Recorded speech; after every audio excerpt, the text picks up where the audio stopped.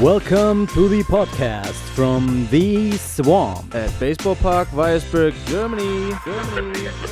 Brought to you by the Solingen Alligators Baseball Club, Smashing runs since 1991. Dive into Alligators Alley with your hosts Max Michalk and Bruno Römer as we bring you face to face with the legends of the game. Former MLB players, active coaches, and many more to come. It's all right here, folks. Let's play ball. This episode is brought to you by Branks & Heinrichs, your professional partner for packaging and more, with 150 years of experience and located in Solingen, Germany. Packaging, protecting, securing. For 150 years with Branks & Heinrich in Solingen and at 10 locations throughout Europe. Also online at verpacken.online. Branks & Heinrich, passion for packaging and for Solingen. So, hello Hensley, thank you for being a part of the second episode of The Swarm from the ballpark Weiersberg of the Solingen Alligators. Thank you for being here. We would start with the first question, which would be, how was the feeling to be the first Curaçao-born Major League player and having a whole nation looking at you and cheering for you? Well, first of all, thanks for having me on. It's an honor to be part of this podcast. I know you guys are looking for big things in Germany with baseball, and happy to be part of it. It was unimaginable. Nobody ever thought that anybody was going to play in the major leagues coming from Curaçao. It hasn't happened before. At the time that I signed, there was only one other guy that was signed.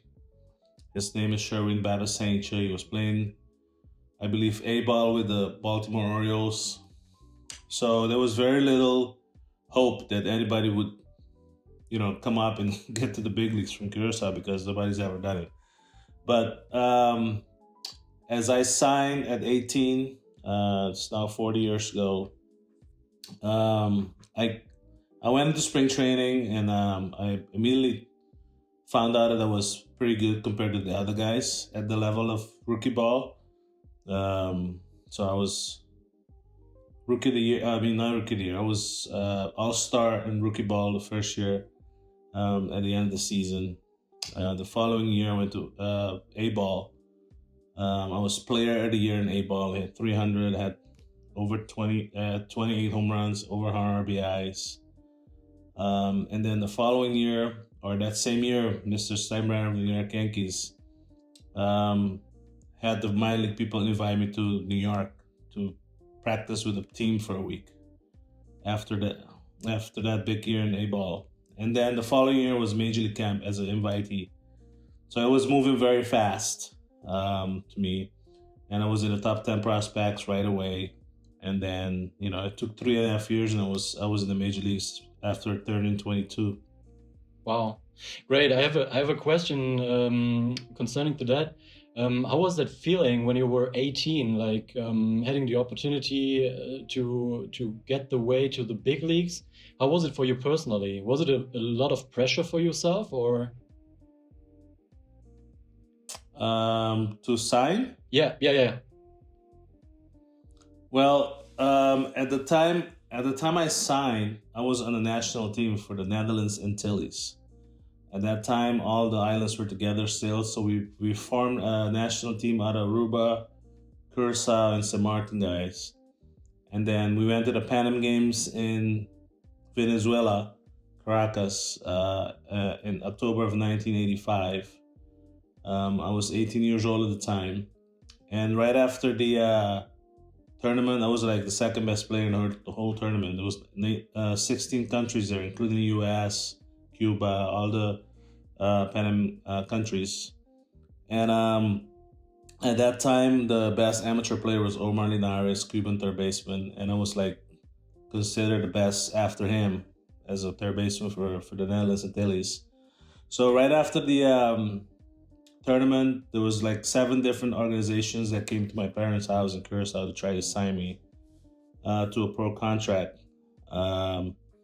including like the Yankees, the Orioles, the Texas Rangers, the Montreal Expos, teams like that. So, but the manager of my team was also my godfather in Curaçao. And he was also the associate scout with the Yankees at that time. And he convinced me to go to Dominican Republic just to practice for a week with the Yankee minor leaguers in the academy there. So instead of signing with any other teams, I opted to go to the Dominican Republic. My dad went with me. There was 2 other guys from the team, the national team that was invited. Arthur Davalar and Orlando Nicolina. Davalar balked at the opportunity, so he didn't go. So Nicolina and myself went, but Nicolina was already 21 at that time. He was also a powerhouse on our team. Spent the first 3-4 days there. It was rain like crazy. We could never get in the field. And then Fred Farrar was the international scout for the Yankees. At that time was managing the winter ball team Caimanes in Dominican Republic, where my mother is from.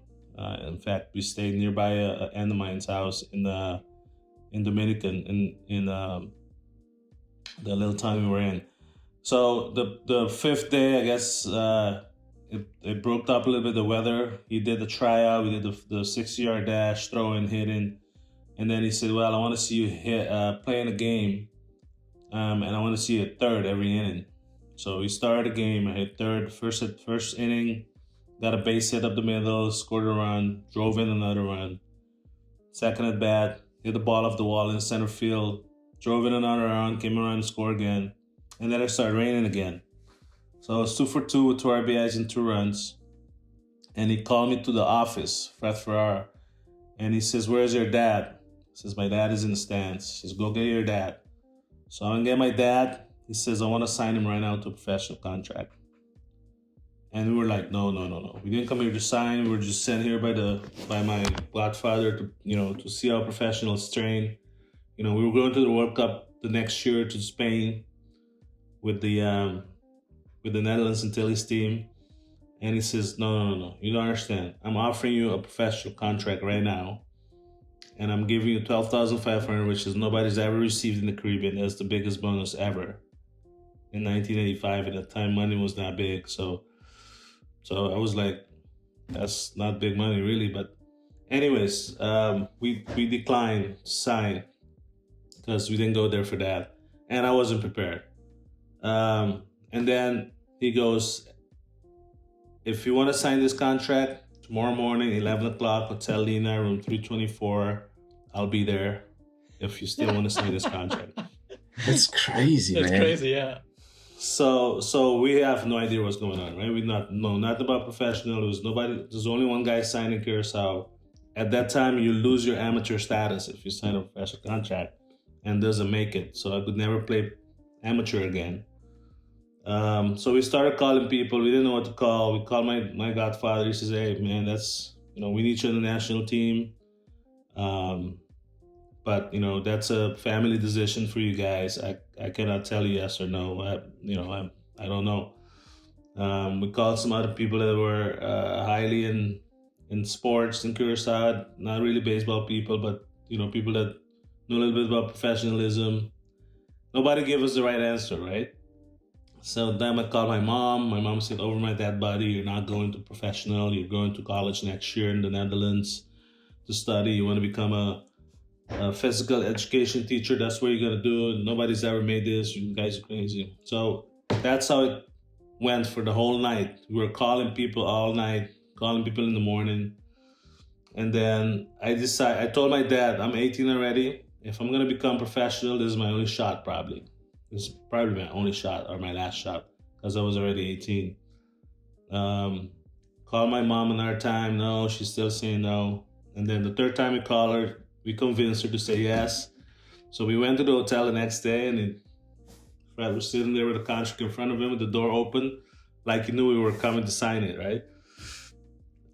So we got in, and that's how I signed my first contract with the New York Yankees. Great. That's an awesome story. I love it.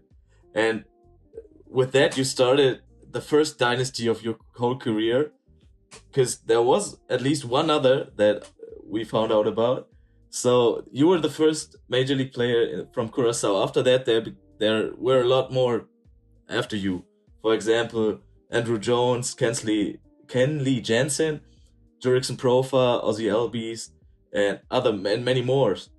What do you think makes Curaçao baseball players or Curaçao different from other places? And how do you think that development shows in the players that come from that place? Well, I always say we're surrounded by water. I think it's in the water. I don't. Like, people ask me this question all the time. I don't know where it comes from. We all play soccer. We all play soccer from when we were born. Baseball was like a second or third sport for us. We play on really bad fields. There's no good facilities there. Everything is bad when you go there. To say, hey, these guys come from there, they'll be like, you crazy. These guys don't come from here. And on the other hand, you run around, you see all nice soccer fields, turf fields. The facilities are much better when it comes to soccer because FIFA is heavily involved in a lot of countries in development. But MLB doesn't do the same for worldwide. Only a few countries they go into. They do help us out a little bit right now, but I mean, at that time, you would not think that Major League Baseball comes from Curaçao. Still till today, you run around, you're like, wow, there's just a few fields. Most of them are gravel. Most of them have big rocks at them. And you can ask any of the infielders we got, like Ozzy and Simmons and Didi, Gregorius and Jonathan Scope. All these guys are being dominated for the Gold Glove in the major leagues, and they all tell you, because of the bad fields, that's how they learn how to catch the ball. So I mean, I don't know. I mean, all of us still, these guys have soccer teams they play on right now in the winter time. They go home, they don't play baseball, they play soccer. So they play different sports, and they keep it light. They have, all of them have a big smile on their face every time they're playing. They're not guys that are stressing, when they fail, because there's a lot of failure in baseball. 70% of the time you're failing. So we take it with a grain of salt, and we just enjoy playing the game. That's all. Right. Awesome. Then also, what you just said, that Curaçao is still, like, the fields and everything is not as good as it's supposed to be with all the talent that came out of there. You're one of the main parts in the Curaçao Baseball Week, in that tournament. How did it came up, and what does it mean to the baseball community in Curaçao? And also, what would be maybe important for some of our German guys? Is anybody able to attend this, or is there like a scouting system in it? Tell us a little bit about that, please. No, basically, I started doing clinics 35 years ago. And at that time, we used to go all around the island, go to the different fields. There was 21 fields, I believe, in Curaçao, or 20, something like that. And we used to go to a different organization every day for a month during January. And on weekends, we used to go to Bonaire and Aruba to also do it there in St. Martin. And then one day, friend of mine came by and says, hey, why don't we make this into Curaçao Baseball Week? It's a Blue Bay resort in Villas. Some of the guys there, and they convinced me to condense it into being in 1 week and do everything on one field, let people come to you instead of you going to the people. And so it changed some 15 years ago to what it is today. Curaçao Baseball Week, founded by co-founders were Blue Bay Resort. But some 5-6 years ago, they got too busy developing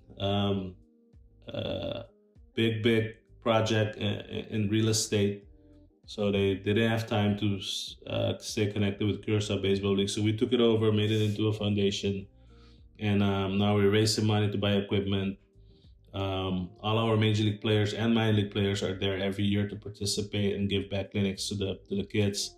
At the beginning stages, before it became Baseball Week, all the guys today that are major leaguers got the clinics from us. The Didi Gregorius, the Senator Simmons, all the guys like that. So and now they see the benefit of it, so they come back and give it back to the younger kids now.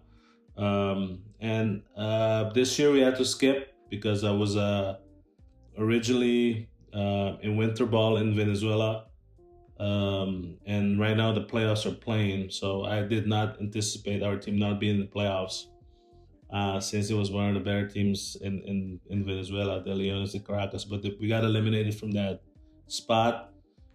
And I decided to come to the Netherlands, where my family's at, where my son is playing soccer, to be part of this. So we had very little time to, one, to organize the Curaçao Baseball League for this year, and then two, there was a big possibility that I wasn't going to be there. So I decided, instead of doing it halfway or not doing it the right way, just to skip this year and do it next year. Because last year was one of the best we have ever had. We had a great golf tournament. We raised a lot of money for equipment. We had the biggest participation of foreign players.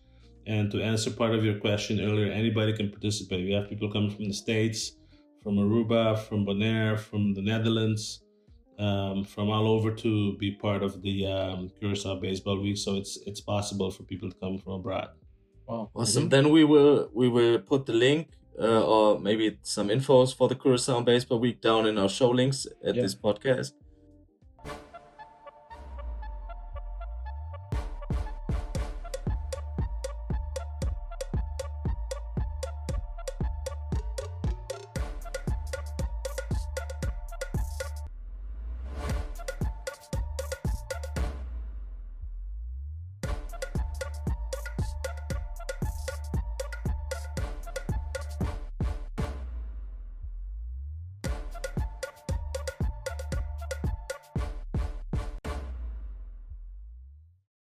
So anybody who's interested in learning a lot and learning stuff where the major league guys learned how to play baseball, it's gonna be there.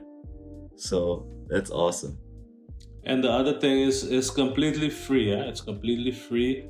We look for sponsors to cover all the costs, what pertains, renting the field, the equipment, everything like that. Just, food and drinks, anything like that's associated with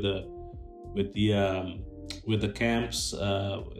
It's completely free to the kids that participate, and it's between 6 and 16 years old. Okay, so when does the next Curaçao Baseball Week participate?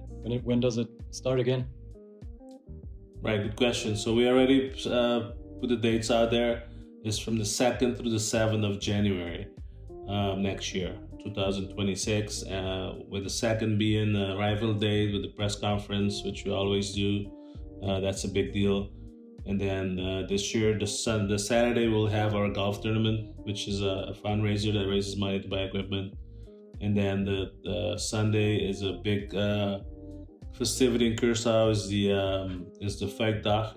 It's a big boating party on the island. People take off to open up the year the right way, I should say. And then the Monday, Tuesday, Wednesday, we'll do all the clinics for all the kids. And we also do coaching clinics, so the coaches are welcome. We invite major league coaches to come do those clinics to the coaches and the kids. We have an ex-major league umpire that comes down to do the umpire clinics. So it's a full-rounded week with a lot of activities for kids, coaches, and umpires.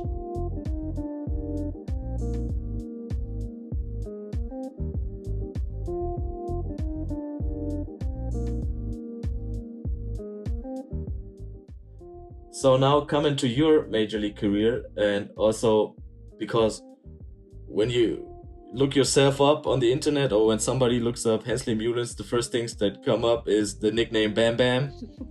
And then you see photos of yourself and you think, yeah, that nickname fits. First of all, who gave you that nickname? I bet there's a funny story behind that. And also, is there a connection to the character of the Flintstones cartoon series? Right. So I was probably about 14, 15 years old. This was a few years before I signed professional. I was playing 4 sports at that time. I was playing soccer, I was playing volleyball, I was playing softball, and I was playing baseball, obviously. And some of my friends in my neighborhood, older guys, they were like 20, 22, 18 maybe, wanted me to play on a softball team with them. So they asked me to come play softball. I said, okay, I'll play softball, but I won't hit right-handed. I'm natural right-handed. I would only hit left-handed because I don't want to mess up my swing. I was on the national team, so all of that. So I started hitting the balls farther than the natural left-handed hitters. And so they said, you were as strong as a Bam Bam from the Flintstones.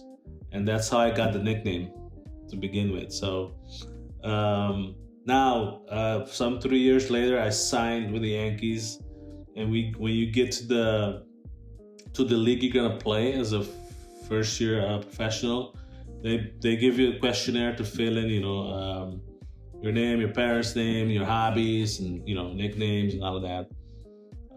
Everything you like to do, and I didn't fill in the spot for the nickname. I left it blank, and the person picking up the sheets were like, Hensley Meulens, there's got to be a nickname associated with this. Nobody calls you this, right?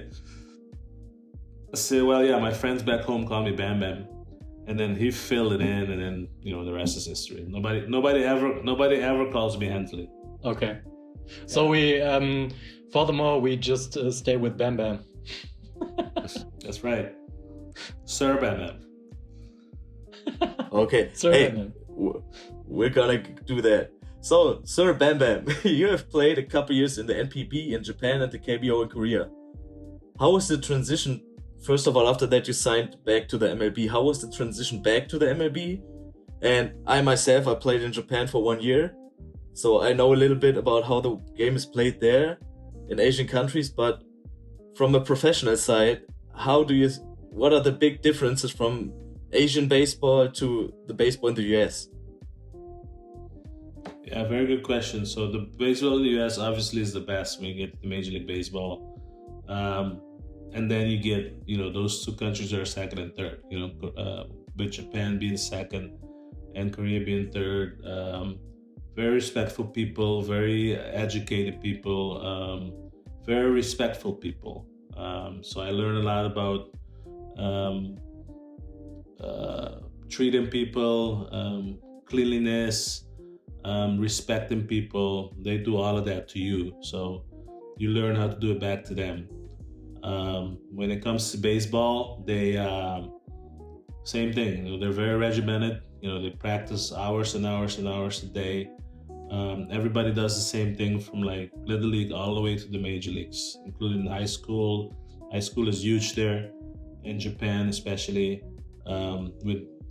It's like a trampoline for guys to get to the professional levels. So they have this big tournament in Koshien, which is in Osaka, every summer, with high school players, and that's where they get seen and get drafted to come to the pro teams. So everything is regimented. Everything is being done the same thing, the same way over and over and over every day, anywhere we go on the baseball field, right? It's like the military, right? These guys are like, they walk the same, they sit the same, they eat the same, they do everything the same, and baseball is no different over there. And that's the big difference for me between America and the Asian countries, because America it's a free for all. Anybody does whatever they want. You can send a hat to hit if they want a hit like that. And a lot of egos in America. So, but it's hard to have an ego in those countries, Asian countries, because you get punished. You get sent down. You get taken off the team. So you got to have respect and do what you're asked to do. When it comes to strategy of the games, they bunt a lot, they play the little game a lot. That was back then anyways. I think it's changed a little bit here lately. But still, the difference is in America, we're waiting for the 3-run homer. We're waiting for somebody to hit a 3-run homer. Over there, the leadoff hitter gets on, the second place hitter is bunting him to second and trying to score 1 run instead of playing for a big inning. pitchers. Sometimes I've seen the catcher get taken out of the game when the pitcher's getting beat around because the catcher's calling a bad game, right? So I've seen the first inning, the pitcher gives up 4 runs. The second inning, there's a new catcher. Is there a new catcher? Why not a new pitcher? Because the coaches think the catchers get calling a bad game, so they take him out. So those parts of the game is so different than when what it is in America, for sure. Then coming back to your major league career, we started off the interview by saying that you were the beginner of a dynasty in Curaçao, and then you've been part of another dynasty, which is being the hitting coach of the San Francisco Giants, starting from 2010 to 2019, and they won like every second year. They like 3 World Series in every second year. How was that feeling of winning the World Series as a hitting coach in, like, let's call it every other year? So for me, I never won the World Series as a player. I played 17 years of pro ball, but I did win. I won. The Yankee farm system won like every year, wherever we were. No matter where you were, they seems to be winning every year. I won in A ball, I won in AA, I won in AAA with the Yankees farm system. But at that time, when I got the big leagues, our big league team wasn't very good. We didn't have very good pitching, so we didn't win in the big leagues like they have. Right after I left, they won 4 out of 5 years. I won in Japan in '95 with the Cool Swallows. We won the Japan series, which is very cool. But nothing levels up to winning the World Series, So I've done about everything. I played in the Olympics in 2000 in Sydney. I also coached in the Olympics in 2004 in Athens for the Dutch team. I've been in every league in the world, but winning the World Series is like, that was like my 25th year in baseball. Pro ball, and that was the first time I won the World Series in 2010, and it was my first year coaching in the major leagues after coaching 7 years in the minor leagues, and never won a championship in the minor league as a coach. But coming up and winning, there was a lot of joy. There was crying. Everybody was crying. I believe that was the first time the San Francisco Giants have won a championship in San Francisco. They've won, I believe, 6 others, but they were in New York before they moved to San Francisco. So for 56 years or something, no championship was won in San Francisco until we got there. I guess until I got there, because they haven't won until I got there. So they were the coach was saying I was a missing link that helped them win the World Series. But I believe only 4 people on the team had won a World Series before that. So it was new to a bunch of people. I mean, crying all over the place. It was a great celebration. The city embraced it like you would not believe. 1 million people in the streets celebrating during the parade. Wild. I can tell you it was wild. It was so much fun to be part of that first time. That made it so much special. The other ones were special too, but that first one, because it was the first for a lot of people, including the city, it was like amazing. That's crazy. But then you went on to become the head coach of the Dutch national team, and it has to be a funny coincidence that in that same year at the World Baseball Qualifier there was another coach that you knew, which is Bruce Bochy, who was the manager in those years where you won with the San Francisco Giants. So how was it coaching the Netherlands that year, and was it fun to know that you were in a tournament against your former boss? Let's call it like that. Well, yeah. So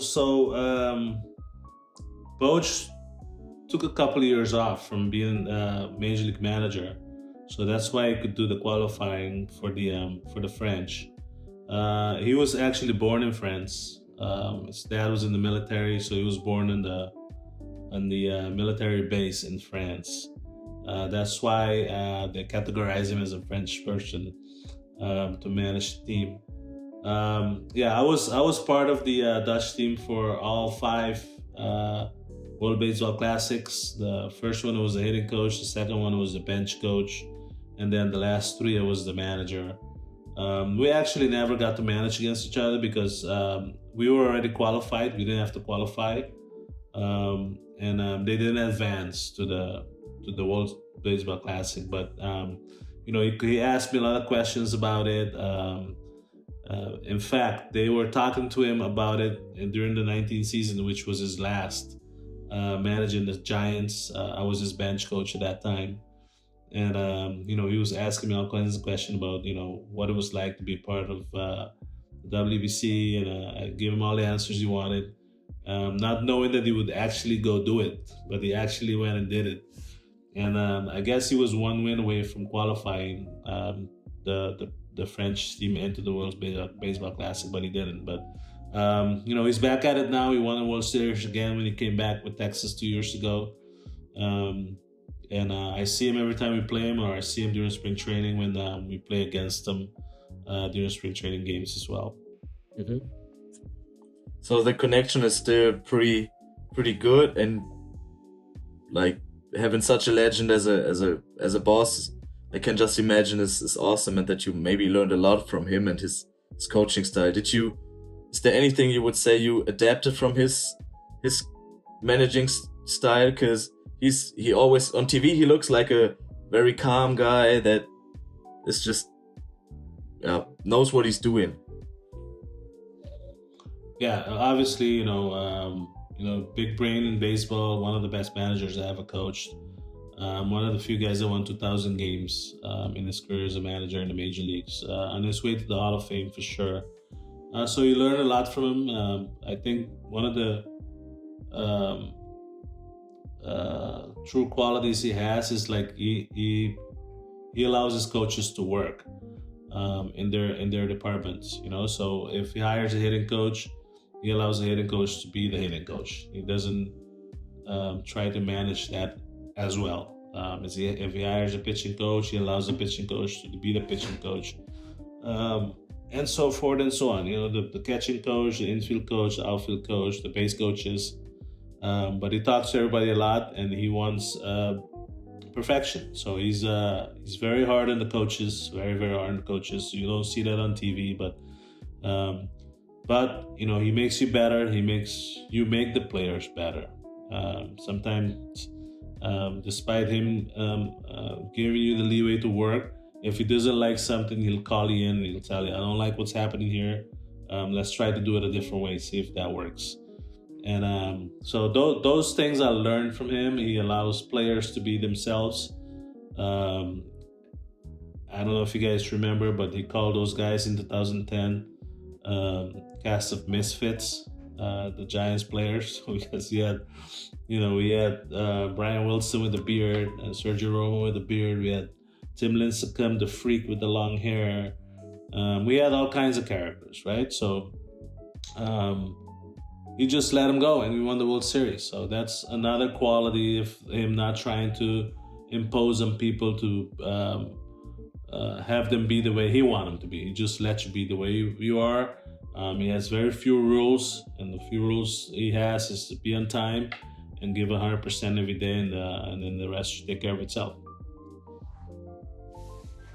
But then, shortly after that, you were interviewed to become the manager of the New York Yankees in 2017, next to guys like Carlos Beltran, who went on to manage the New York Mets in 2019 for a short while, and Aaron Boone, who, to my knowledge, still is managing the New York Yankees today.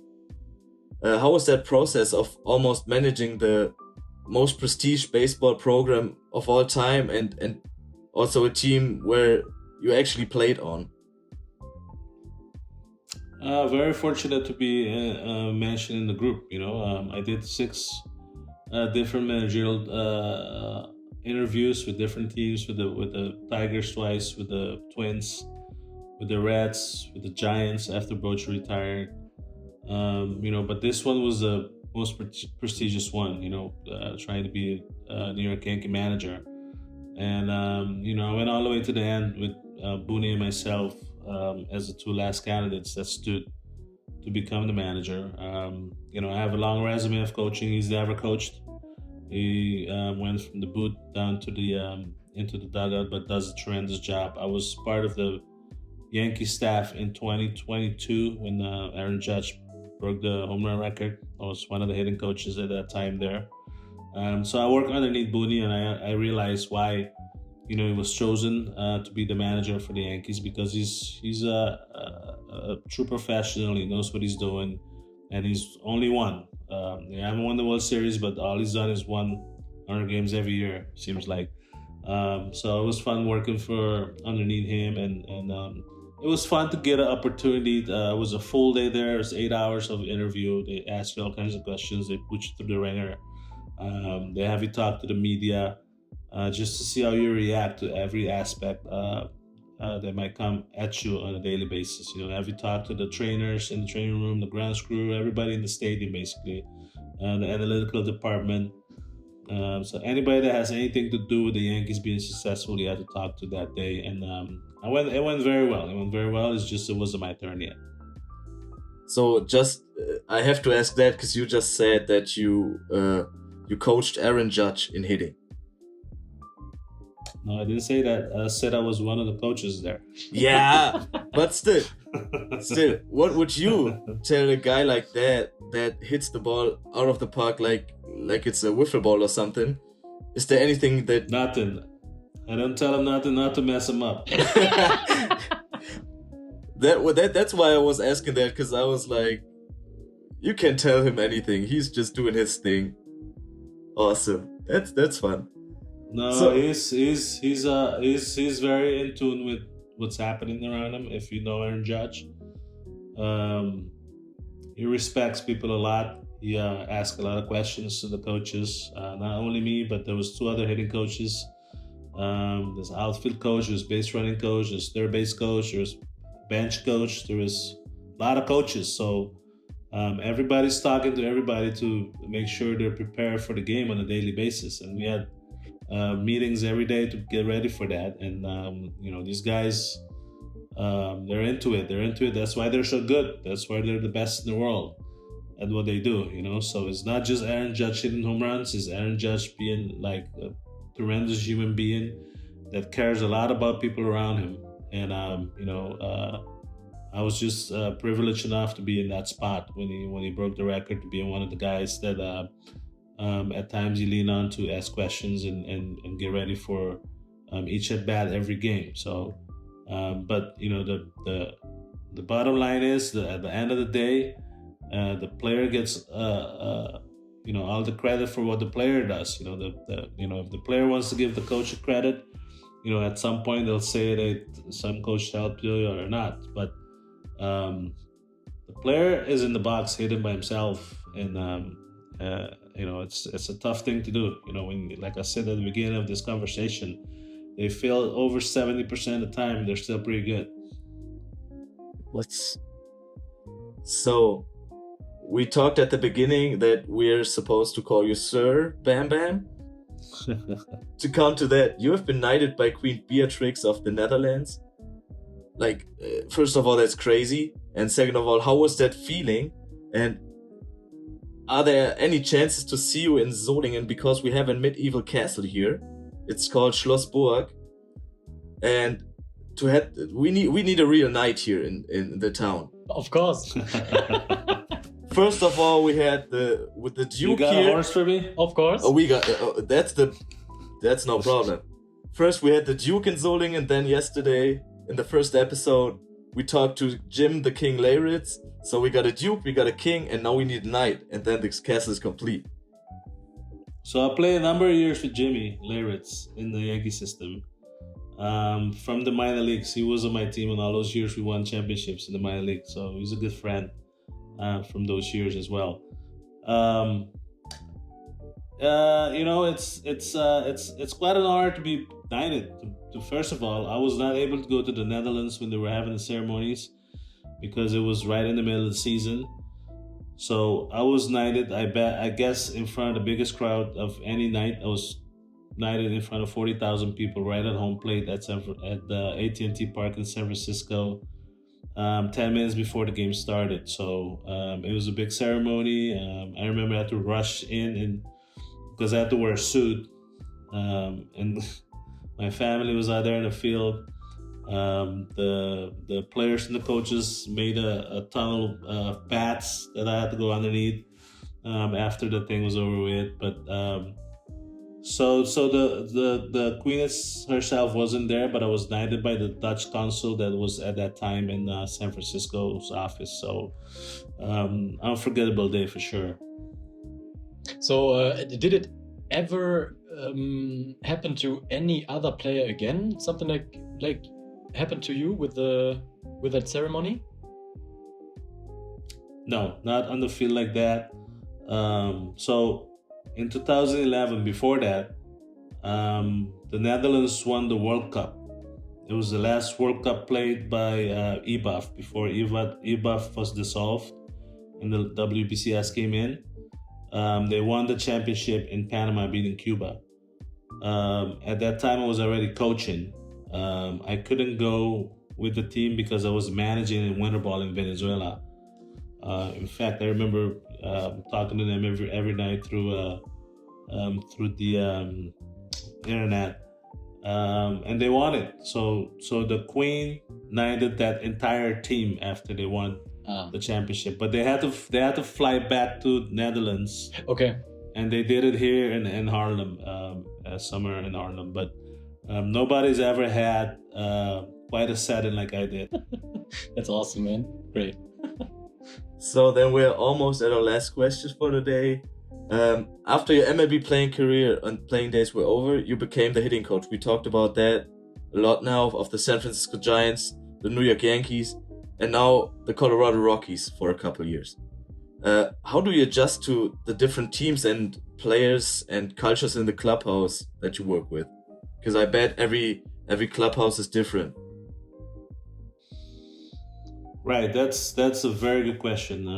The game has changed a lot. The cultures have changed a lot. The generation of players have changed a lot. People are harder to convince to do things these days. With the technology, there is a hitting coach in every corner of the street.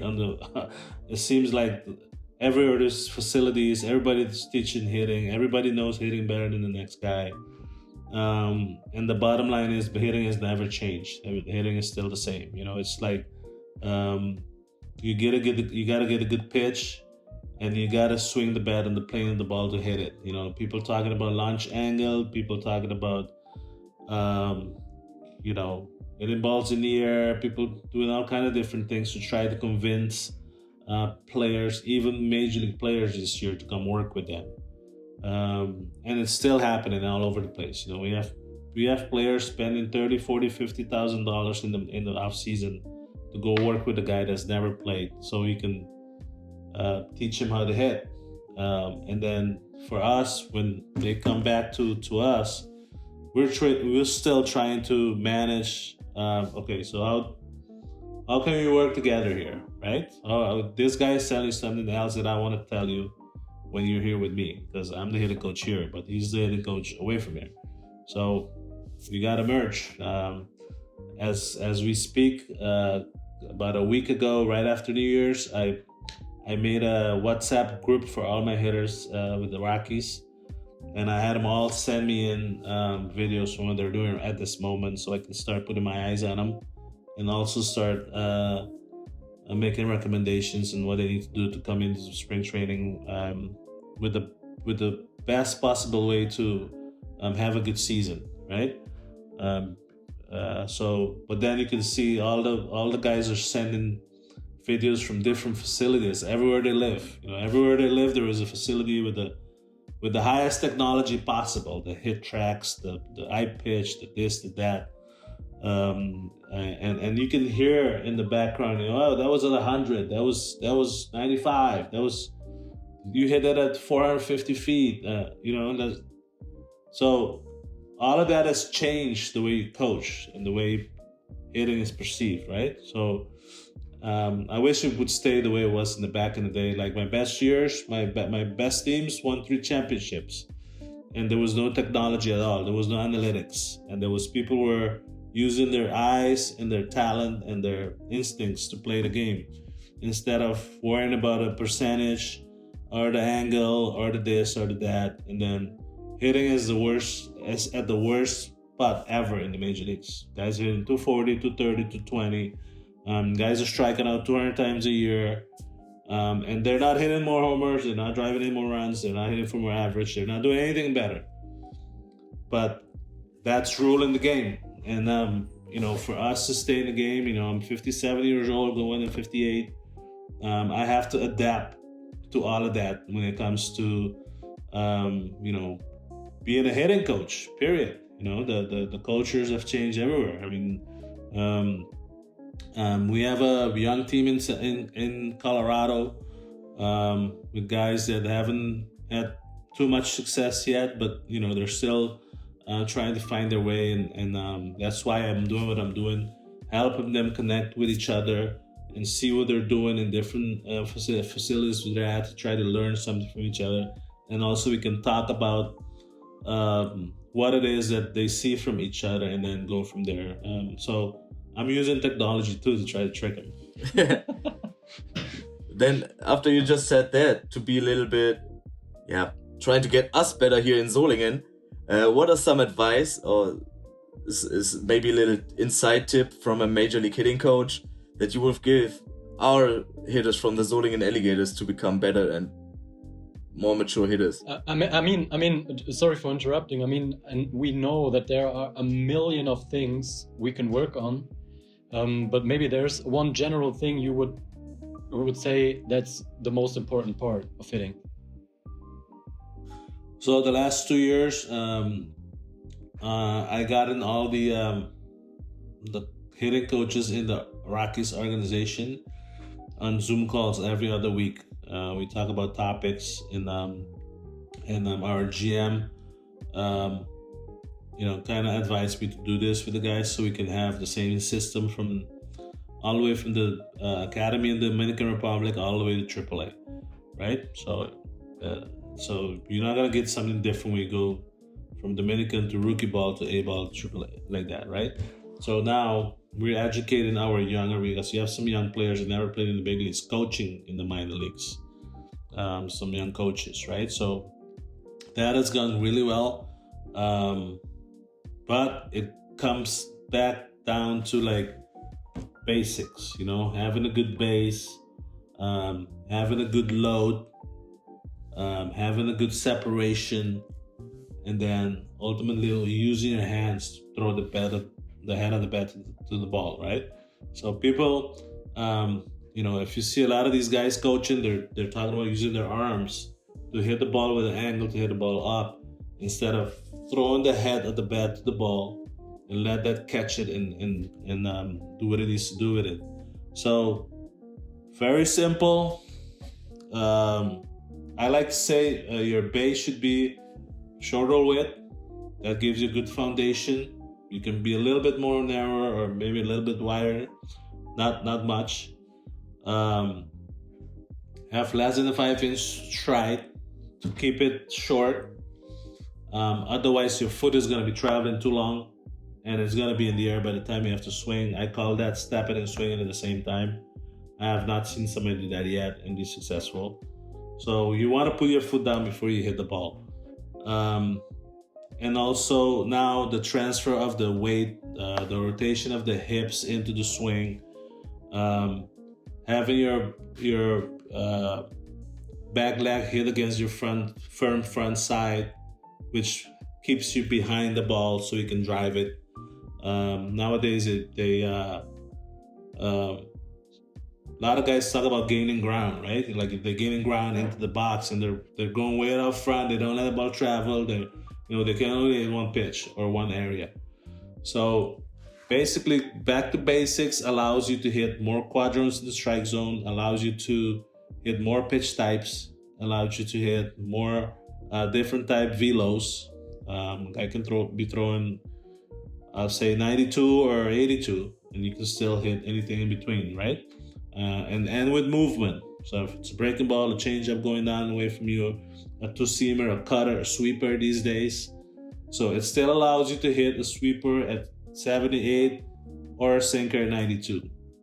And you got to stay inside the ball with your hands, right? When you stay inside the ball with your hands, it only allows you to, have the barrel come behind your hands and hit the ball instead of being out front and rolling balls over.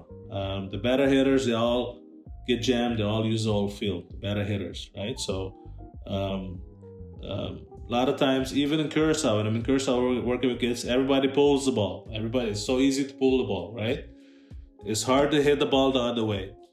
So back to the basics is using the gaps. I say hit the balls over the shortstops and the second baseman all day long and in between, right? And that makes better hitters other guys when they can do that. Always incorporate that in your practice. If you have batting cages that you can use, or even a net if you don't have a batting cage, move the net offside so you can hit the ball the other way. Move the net in the middle so you can hit in the middle. Move the net inside so you can pull it. So you gotta work on all of it. It don't just show up during the game, right? Anything you want to get better at and you want to work on, you have to work on it. It doesn't just show up because you're gonna tell them. It doesn't exist. You can tell them until you blue in the face. It doesn't show up until they work on it.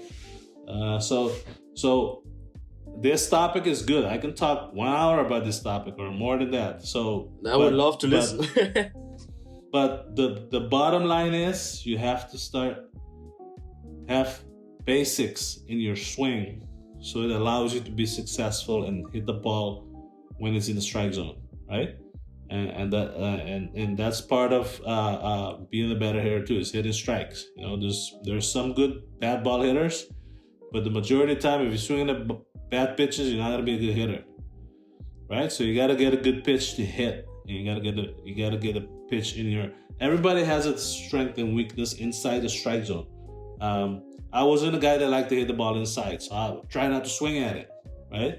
I waited for something more away from you, but when I got it, I better hit it. Don't miss it, because I knew they were coming back inside if I missed it.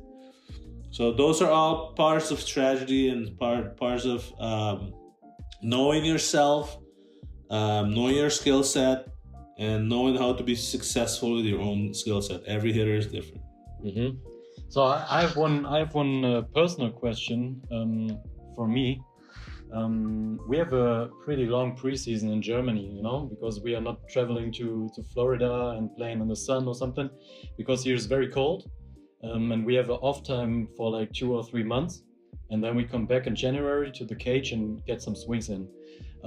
What do you think is the most important thing to start off with hitting after that time off? What do you think is most important to start off to get the hand-eye coordination good and stuff like this? Heavy bats. You got to use heavy bats to break the hands again. Use batting gloves, because when you take so much time off, you get blisters and your skin in your hands, they become soft, right? If you're not using them for so long. So you gotta gradually, don't take a lot of swings, gradually ramp up your swings until your hands get strong again, right? Use a heavy bat so you're not using your body to swing. So your hands have to swing the heavy bat to hit the ball, and then you're teaching yourself to use your hands again, right? Otherwise, you're using your body to swing. So very, very important. Our hitters nowadays, they take 3 weeks off and they'll be hitting all winter, most of them, right? There's very few that just started hitting in January. They've been hitting for 2-3 months, right? Which is crazy. But that's what they do. That's why they pay these guys in the facilities to go hit with them. Otherwise, those guys don't make no money, right? But they're gradually ramping up now. Now their hands are already strong because they've been hitting. But now they're swinging more. So when they get to spring training, they're in good shape to try to, some guys are coming in to try to make the major league team. It's only 13 hitters on the major league team, right? with the 26-man roster these days. But we're bringing 30-something guys to camp, so they try to make the team. I don't know how many spots we're gonna have open for guys that don't have contract or on the team officially that make the team. I don't know, but I mean, last every year there's like 3 or 4 guys that make the team that weren't supposed to out of spring training because they have a good camp, because somebody broke their arm, somebody's injured, and then somebody slides in. So that's why it's important to make sure that the basics are done right and that your hands are strong and that you're gradually ramping up your swing and not taking 1,000 swings out that first day, because you're gonna deal with blisters if you do that. Okay. And additional to that, would you start off by just hitting off the tee or live ball front toes or something? No, you can do all of it, but in moderation, right? In moderation. I use tee in my cage every day. I think tee is solid, right? Because it allows you to realize when you have to take a bad swing right away. If you try to launch angle of the tee, you're gonna hit the rubber and not hit the ball, right? If you want to have a swing, I'm playing with the pitch. Like the pitch is released, conventional pitcher from somewhere 70 inches of the ground. It's coming downhill, the pitch.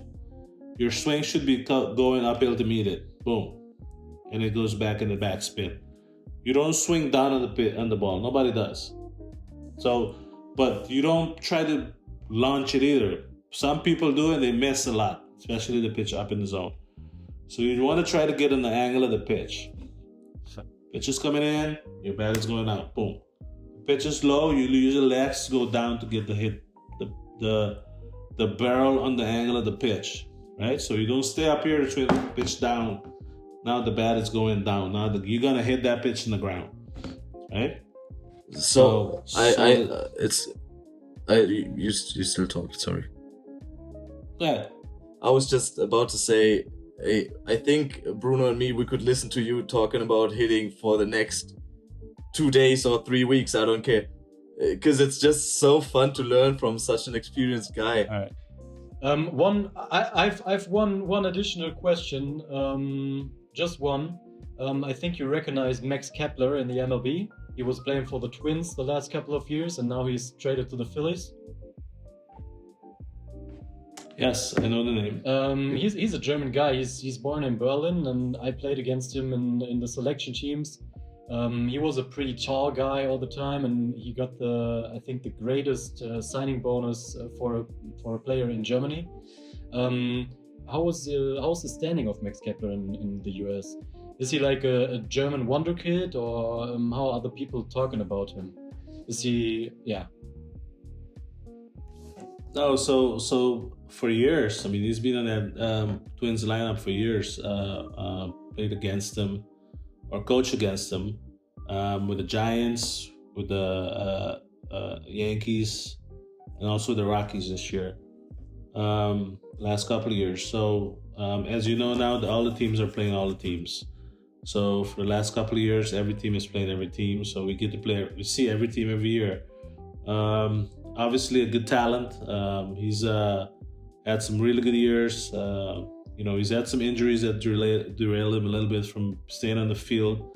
But what's happened in Minnesota is, when the team doesn't win, they're coming into the season trying to win championships, right? They have, a great year. A couple of years ago, they won 100 games. In fact, the year that I interviewed to be the manager, I almost managed him. It was between me and Rocco Baldelli as well at the end. And Rocco got a job. They won 100 games that year. The Twins did. So, and Kepler was a big part of it. They broke the home run record, I believe, one year. So all of that is like, you don't just roll into those spots. It's like you gotta have some kind of talent. People's gotta believe that you can be a difference maker for them to put you in those spots. And Max is and has been. But when the team doesn't win, they start to dismantle the team. They start to move guys around and trying to get different pieces, or try to do that, to win. I'm sure Philadelphia is not the wrong place to go. That's actually a great place to go because they've been in the same spot trying to win with a great team and great fan base, crazy fan base. But I mean, he's gonna play in a park that allows a lot of home runs. He's a strong guy that's probably gonna hit more home runs there than he hit in target field. Okay, nice. Thank you for the opinion. But we want to start off with the last segment of this podcast, which is our rapid fire round. For you, we got 5 short questions, and all we need is some short, quick answers. Are you ready? Ready. So, let's go. First question: Bratwurst or Frikandel Spezial? Bratwurst. Second question: Soccer or Fußball or American football? Soccer. Then for the next question, there is a wrong answer, and the question is Germany or the Netherlands? Germany is the wrong answer. Okay, we'll just leave it at that. The Netherlands. Fourth question. Just in a short sentence, what is your favorite moment of your MLB career? First day in the major leagues, August 23rd, 1989. And the last question is, are you coming to Germany, yes or yes? Yes. Great. Awesome answer, love it. Great. Bring me in. I was hoping to be there today, but I'm still wanting to come. All fine. We will get that done 100%. Yeah, we will. So then I would just for the recording say officially thank you for being part of this podcast and for helping us grow our community here at the Swarm podcast. So thank you for being here. Yeah, from my side, thank you too. Well, you're welcome, and good luck with everything. I hope you guys have a great season. I'll be on the lookout to come to Germany to come help you guys out.